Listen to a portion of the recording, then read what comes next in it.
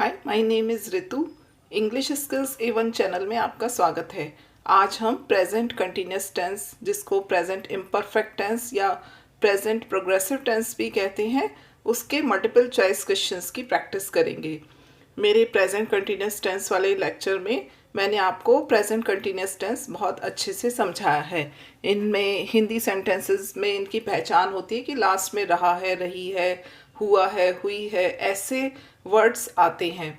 और इनको बनाने के रूल्स होते हैं कि ही शीट और सिंगुलर सब्जेक्ट्स के साथ इज़ और वर्ब की बेस फॉर्म में आईएनजी लगाते हैं। आई के साथ एम और वर्ब में आईएनजी लगाते हैं। यू वी दे और प्लूरल सब्जेक्ट्स के साथ आर और वर्ब में आईएनजी लगाते हैं। इन सेंटेंसेस में मतलब काम का कंटिन्यू रहना पाया जाता है। तो आइए इनके मल्टीपल चॉइस क्वेश्चंस की प्रैक्टिस करते हैं। पहला सेंटेंस है we dash playing in the field. तो जैसा कि मैंने आपको बताया कि वी के साथ हम आर यूज़ करते हैं, मतलब वी प्लूरल सब्जेक्ट है तो आर आता है। तो सी वाला ऑप्शन इसमें सही है, we are playing in the field. Next देखते हैं the peon. Peon singular subject है यानी चपरासी। रिंगिंग द बेल, घंटी बजा रहा है, तो प्यून के साथ इज आएगा, तो सी ऑप्शन सही है। ए ऑप्शन नहीं आएगा, बी भी नहीं आएगा, डी भी नहीं आएगा, हैज़ आर एम नहीं आएगा, प्यून के साथ इज आएगा, तो the peon is ringing the bell. Third देखते हैं द फार्मर। फिर से सिंगुलर सब्जेक्ट है तो फार्मर के साथ क्या आएगा, इज।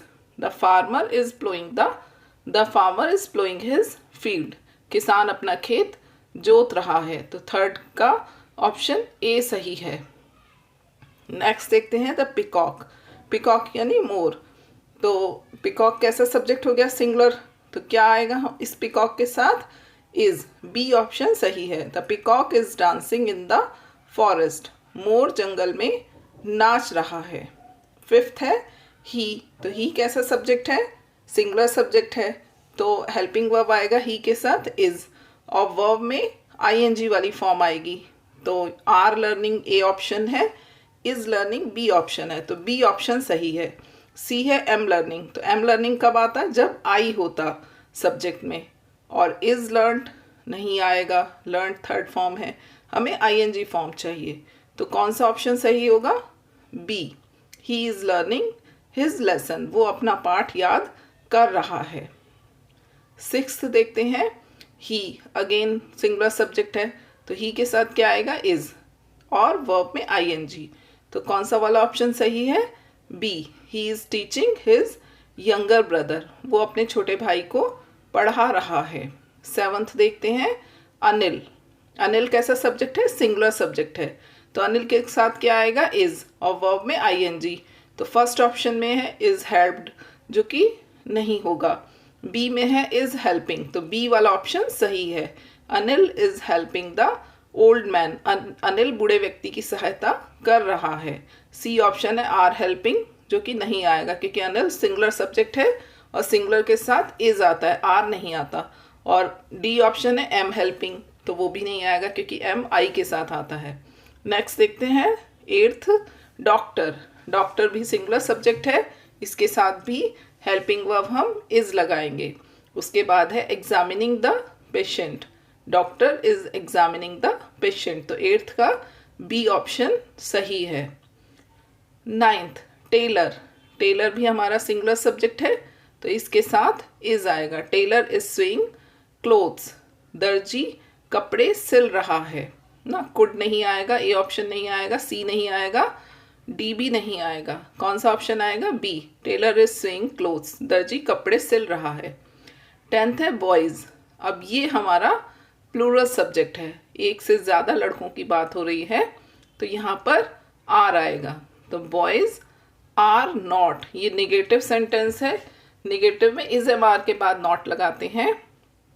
तो आर किस ऑप्शन में है, सी ऑप्शन में, तो सी ऑप्शन हमारा सही है। Boys are not swimming in the river. 11th देखते हैं यू। यू के साथ आता है आर क्योंकि यू प्लूरल सब्जेक्ट है, तो यू कौन सा ऑप्शन सही होगा, सी वाला। You are not reading the book, तुम पुस्तक नहीं पढ़ रहे हो। 12th देखते हैं दे। दे हमारा कैसा सब्जेक्ट है, प्लूरल सब्जेक्ट है, और दे के साथ क्या आता है, आर, तो देखिए किस ऑप्शन में आर है, सी वाले ऑप्शन में, तो सी वाला ऑप्शन सही होगा। ए ऑप्शन हैव नॉट सही नहीं होगा क्योंकि हैव के साथ वर्ब की थर्ड फॉर्म आती है, जबकि यहाँ पर प्ले में आईएनजी दिया हुआ है। तो कौन सा आएगा, आर नॉट, दे के अकॉर्डिंग आर आएगा। They are not playing on the flute, वे बांसुरी नहीं बजा रहे हैं। 13th देखते हैं, ही सिंगुलर सब्जेक्ट है तो क्या आएगा, इज, ही के साथ is.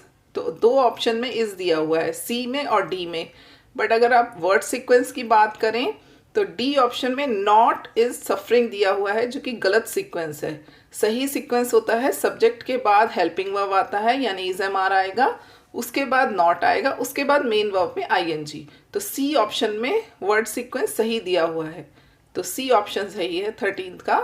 He is not suffering from fever, उसे बुखार नहीं आ रहा है। 14th देखते हैं, सुमन सिंगुलर सब्जेक्ट है तो क्या आएगा, इज।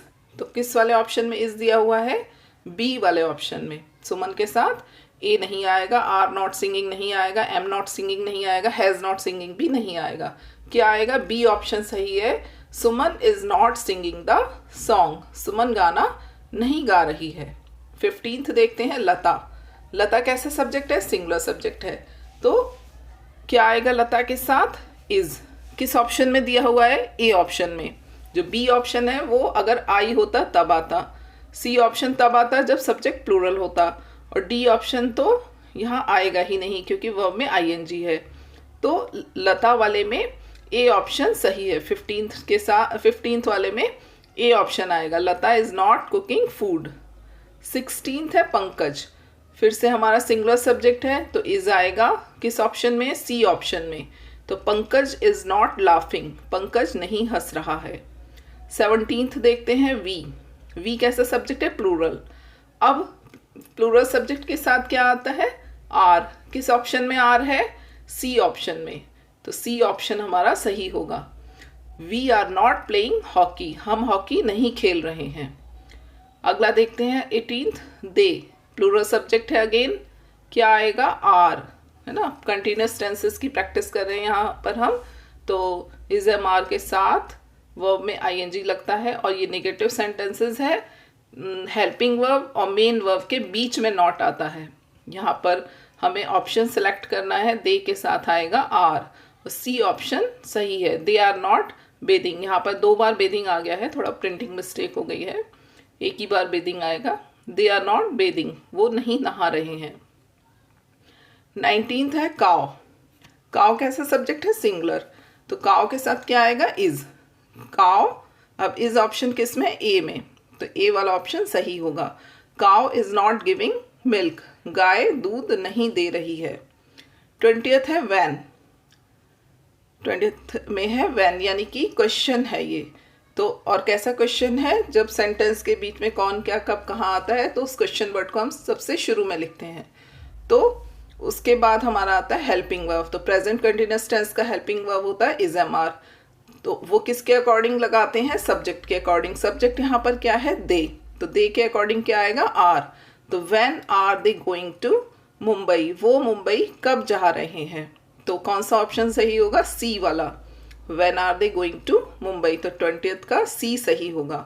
21st देखते हैं, यहाँ पर आप देखिए सेंटेंस में लास्ट में क्वेश्चन मार्क है, तो इसका मतलब ये क्वेश्चन है, और कैसा क्वेश्चन है, हिंदी सेंटेंस में इसमें शुरू में क्या होगा, तो यू ईटिंग एन एप्पल, तो क्या तुम एक सेब खा रहे हो। अब यू के अकॉर्डिंग सब्जेक्ट, यू के अकॉर्डिंग हमें हेल्पिंग वर्ब लगाना है। यू हमारा सब्जेक्ट है, हमें उसके अकॉर्डिंग हेल्पिंग वर्ब लगाना है और शुरू में लगाना है क्योंकि ये क्वेश्चन है। तो यू हमारा प्लूरल सब्जेक्ट है तो आर आएगा, तो बी ऑप्शन सही है। 21 का बी ऑप्शन सही है, are you eating an apple, क्या तुम एक सेब खा रहे हो। नेक्स्ट देखते हैं 22 वाई। अब इसके बाद हेल्पिंग वर्ब आएगा और वो यू के अकॉर्डिंग आएगा, यू हमारा प्लूरल सब्जेक्ट है तो क्या आएगा, आर, तो सी ऑप्शन सही है। 22 का सी ऑप्शन सही है। You are why are you laughing, तुम क्यों हंस रहे हो, तो 22 का सी सही होगा। 23 है वाई, तो वाई और यहाँ पर 23 का है वाई, उसके बाद डैश है और फिर लिखा हुआ है सब्जेक्ट द चिल्ड्रन, जो कि प्लूरल सब्जेक्ट है। उसके बाद हमें मेन वर्ब में आईएनजी भरना है। तो 2 यहाँ पर डैश हैं। तो पहले हम पहले डैश में हेल्पिंग वर्ब भरेंगे, किसके अकॉर्डिंग? चिल्ड्रन के अकॉर्डिंग, और चिल्ड्रन हमारा प्लूरल सब्जेक्ट है तो हम आर सेलेक्ट करेंगे। और यहाँ पर आर ऑप्शन है बी वाले में, तो बी वाला ऑप्शन सही है। Why are the children making a noise. तो इस तरह बच्चे शोर क्यों मचा रहे हैं, ये होगा। तो आई होप कि ये आपको समझ में आ गए होंगे। नीचे मैंने इनके आंसर्स भी दिए हुए हैं, आप चाहें तो इनका स्क्रीनशॉट ले सकते हैं और बाद में भी इनकी प्रैक्टिस कर सकते हैं। आई होप कि आपको ये वीडियो लेक्चर समझ में आया होगा। अगर आपको ये वीडियो पसंद आया हो तो इसे लाइक करें, शेयर करें और मेरे चैनल को सब्सक्राइब करना ना भूलें। Thanks for watching.